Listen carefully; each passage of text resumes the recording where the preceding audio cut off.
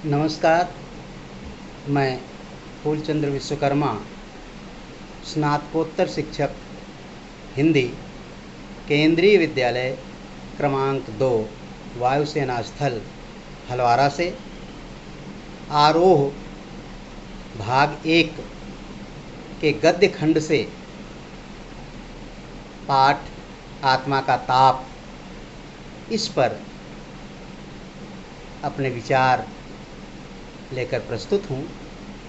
यह एक आत्मकथ्यात्मक पाठ है जिसके लेखक प्रसिद्ध चित्रकार सैयद हैदर रजा हैं। इन्होंने अपने बचपन के उन संघर्षमयी दिनों का बखूबी चित्रण किया है। इस पाठ को पढ़ने से पहले सैयद हैदर रजा के विषय में जान लेना उचित है। मैं सबसे पहले इस पाठ के लेखक का परिचय प्रस्तुत करता हूँ। सैयद हैदर रजा का जन्म 1922 ईस्वी को मध्य प्रदेश के बाबरिया गांव में हुआ था। इन्होंने स्कूली शिक्षा नागपुर बोर्ड से पास की। उन्होंने गोंदिया में ड्राइंग टीचर की नौकरी की।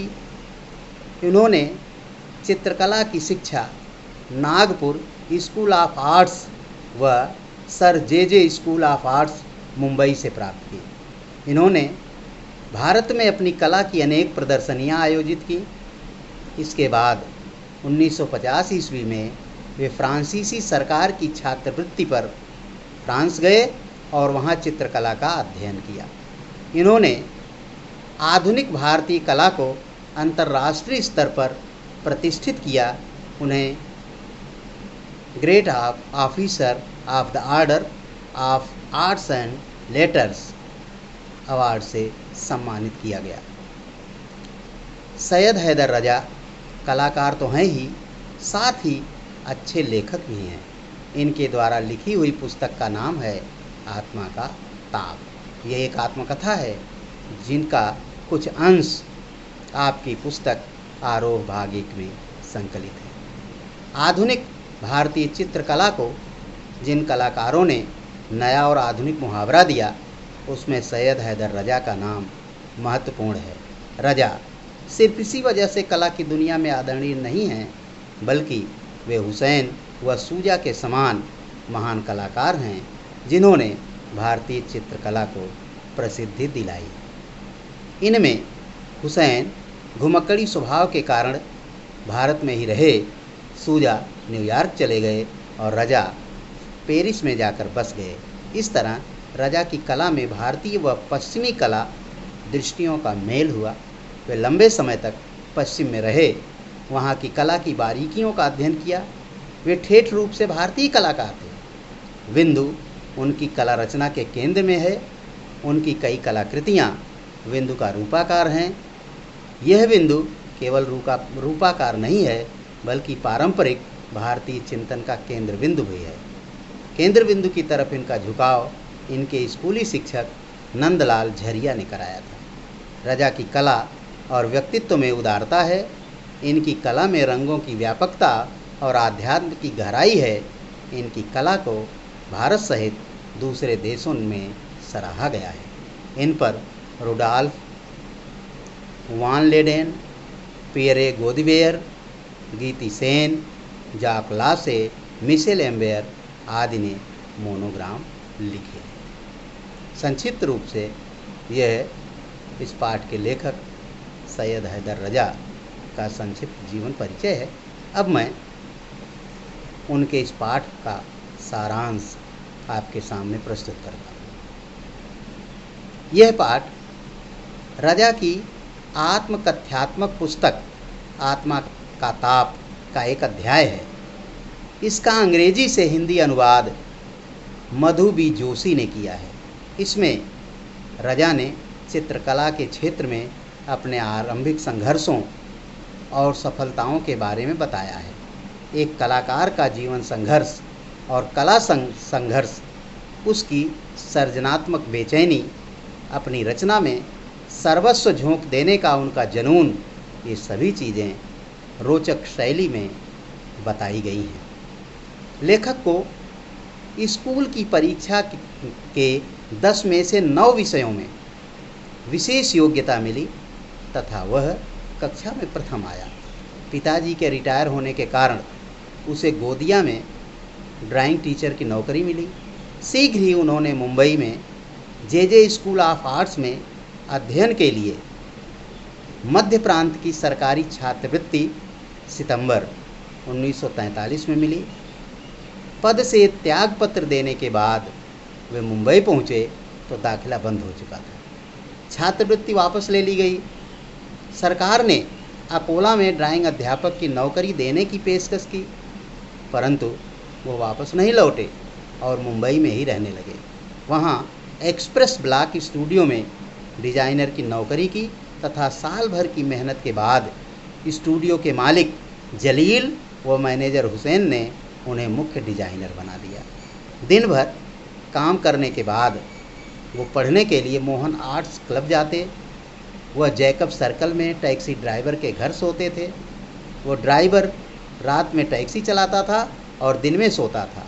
इस तरह इनका काम चलता था।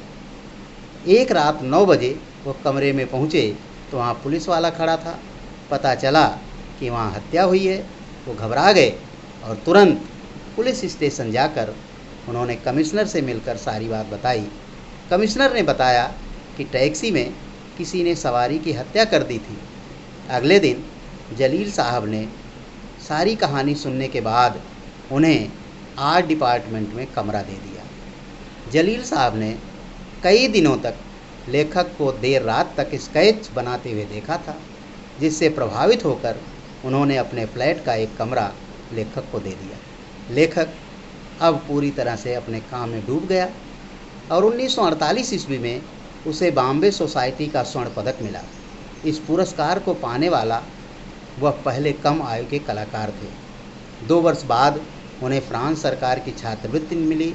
नवंबर 1943 में आर्ट सोसाइटी ऑफ इंडिया की प्रदर्शनी में लेखक के 2 चित्र प्रकाशित हुए।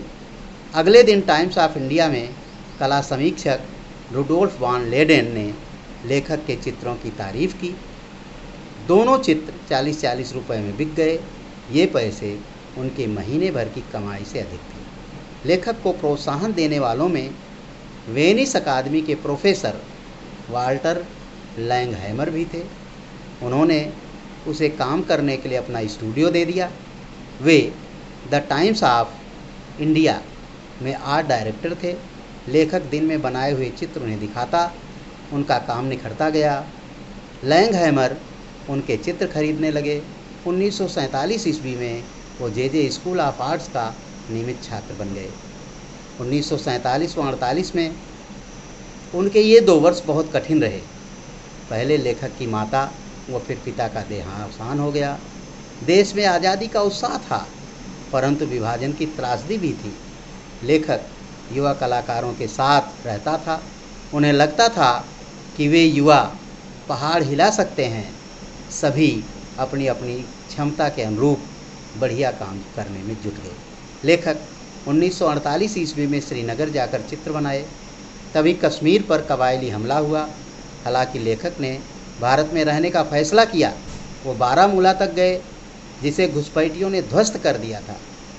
लेखक के पास कश्मीर के प्रधानमंत्री शेख अब्दुल्ला का सिफारसी पत्र था, जिसके आधार पर वह यात्रा कर सका।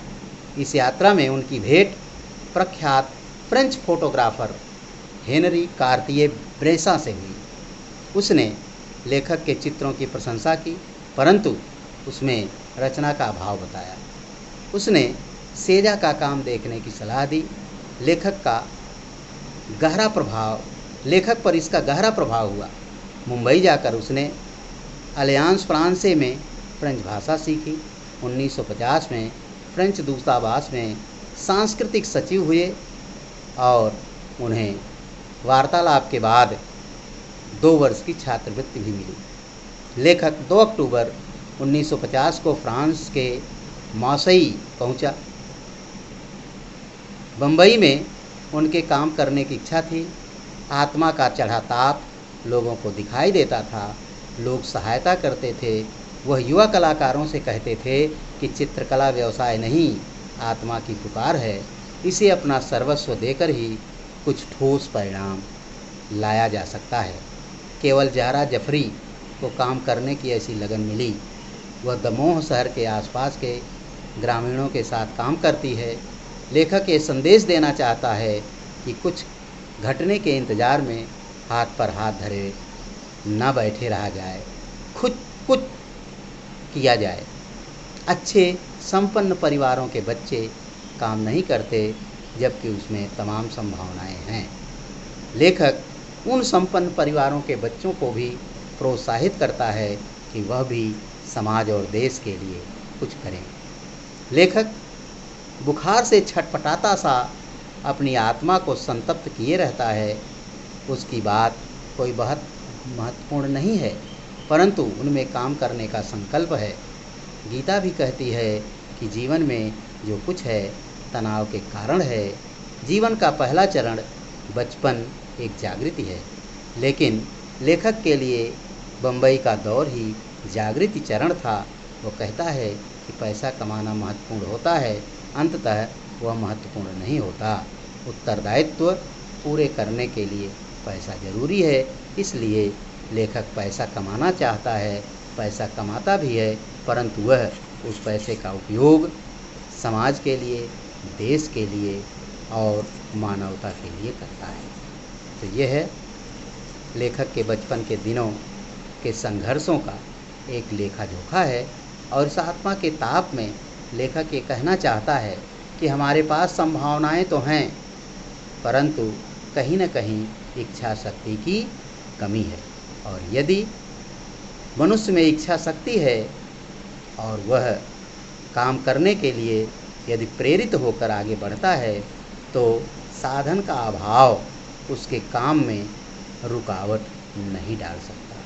संक्षिप्त रूप में आत्मा का ताप पाठ का सारांश यही है, जिसमें लेखक ने अपने बचपन के उन दिनों का, जब वे चित्रकारी में संघर्ष कर रहे थे, बखूबी ब्यौरा उन्होंने प्रस्तुत किया है। और साथ ही युवाओं को काम करने के लिए प्रेरित किया है।